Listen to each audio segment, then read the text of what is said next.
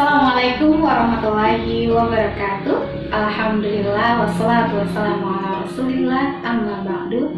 Sahabat Rumah Sakit Muhammadiyah Metro yang dirahmati Allah, sholat disebutkan dalam Al-Quran dan hadis sebagai suatu ibadah yang sangat penting bagi seorang muslim.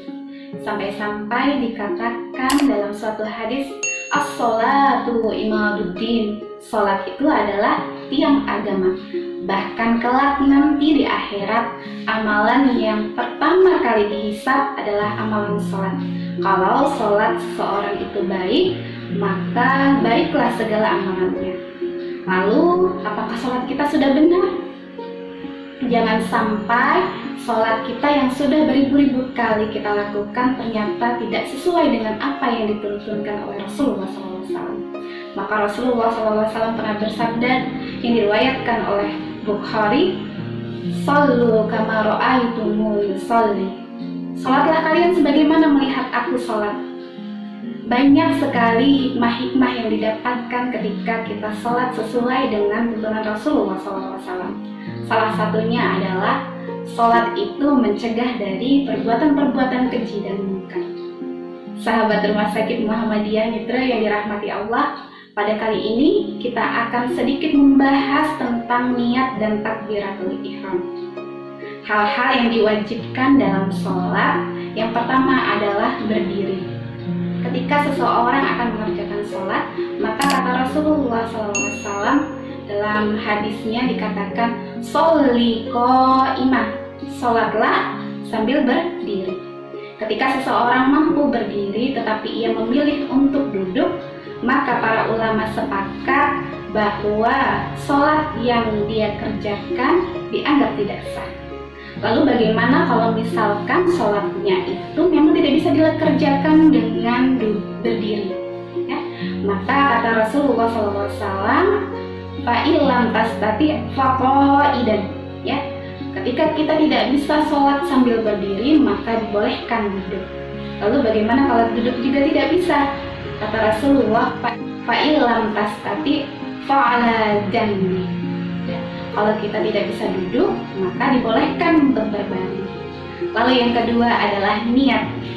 Niat, kita menetapkan hati mengerjakan suatu sholat yang akan kita kerjakan. Dalam hadis yang diriwayatkan oleh Bukhari, "Innamal a'malu binniyat", sesungguhnya amal itu tergantung dengan niat. Yang ketiga adalah takbiratul ihram. Takbiratul ihram adalah takbir yang pertama kali diucapkan ketika kita mengerjakan sholat.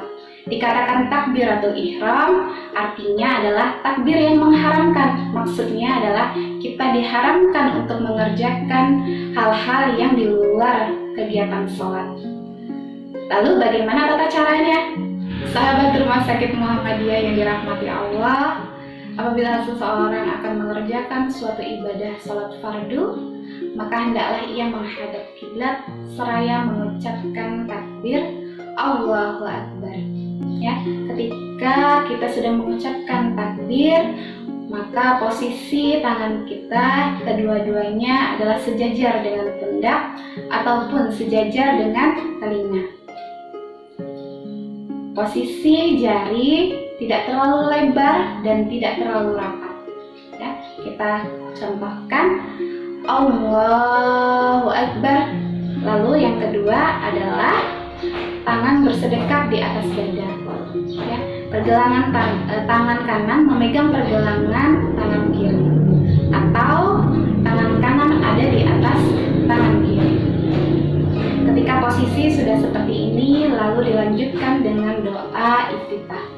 Allahumma ba'id baini wa baina khotoyaya kama ba'adta bainal masriqi wal maghrib.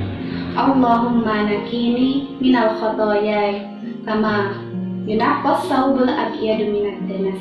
Allahumma ghsil khotoyaya bil ma'i wasalji wal barad. Sahabat Rumah Sakit Muhammadiyah Mitra yang dirahmati Allah, itulah sedikit praktek tentang takbiratul ihram. Semoga bermanfaat bagi sahabat Rumah Sakit Muhammadiyah. Akhirul kalam, wassalamualaikum warahmatullahi wabarakatuh.